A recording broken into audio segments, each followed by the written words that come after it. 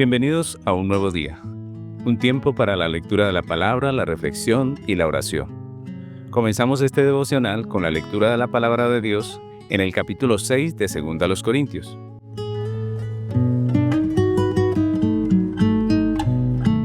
Así pues, nosotros, como colaboradores suyos, os exhortamos también a que no recibáis en vano la gracia de Dios, porque dice: en tiempo aceptable te he oído, y en día de salvación te he socorrido. He aquí ahora el tiempo aceptable, he aquí ahora el día de salvación. No damos a nadie ninguna ocasión de tropiezo, para que nuestro ministerio no sea vituperado. Antes bien, nos recomendamos en todo como ministros de Dios, en mucha paciencia, en tribulaciones, en necesidades, en angustias, en azotes, en cárceles, en tumultos, en trabajos, en desvelos, en ayunos, en pureza, en ciencia, en longanimidad, en bondad, en el Espíritu Santo, en amor sincero, en palabra de verdad, en poder de Dios, con armas de justicia a diestra y a siniestra, por honra y por deshonra, por mala fama y por buena fama, como engañadores, pero veraces, como desconocidos, pero bien conocidos, como moribundos, mas he aquí vivimos, como castigados, mas no muertos, como entristecidos, mas siempre gozosos, como pobres, mas enriqueciendo a muchos,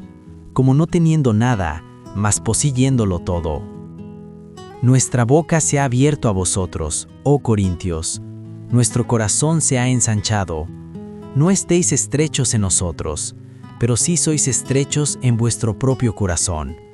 Pues, para corresponder del mismo modo, como a hijos hablo, ensanchaos también vosotros.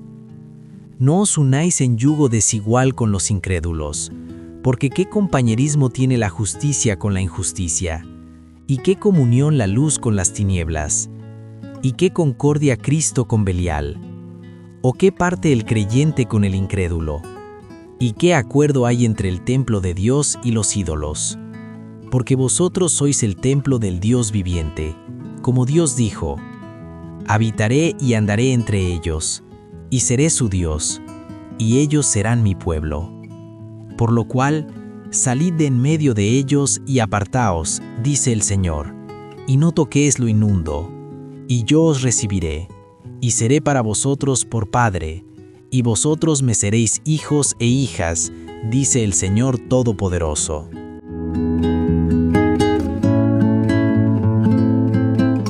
El versículo en el que vamos a reflexionar hoy es 2 Corintios 6:1.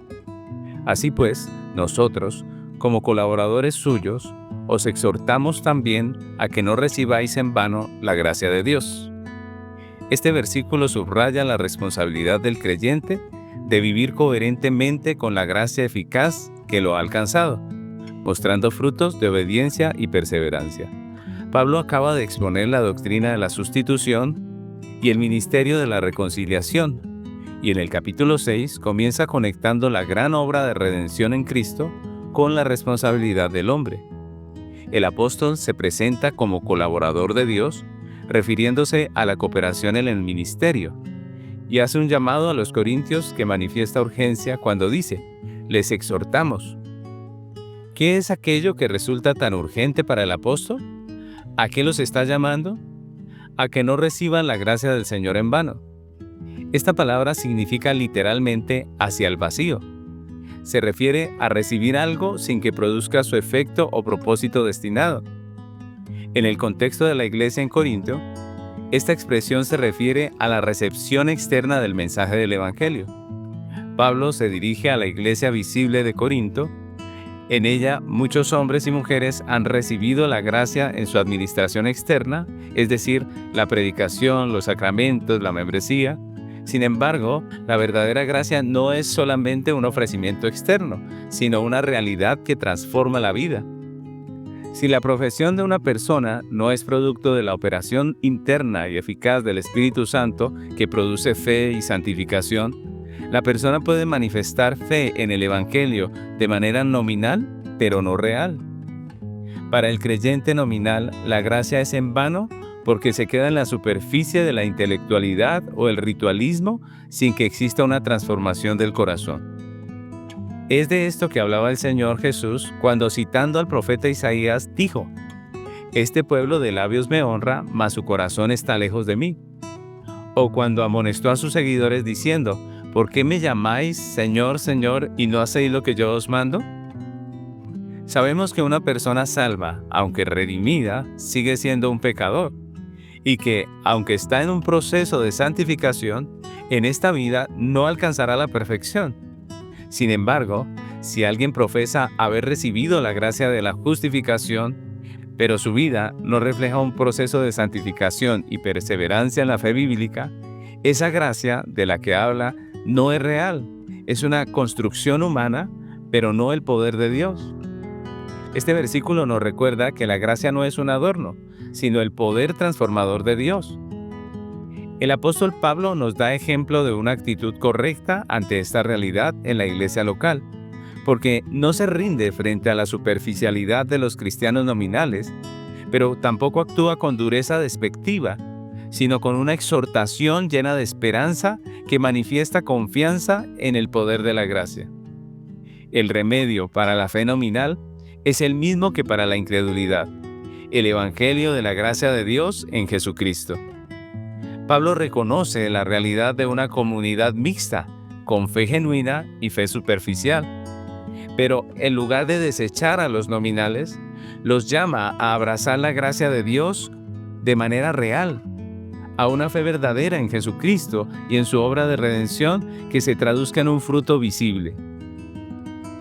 El que dice que es de Cristo debe vivir coherentemente con la gracia eficaz que lo ha alcanzado, mostrando frutos de santificación, obediencia y perseverancia.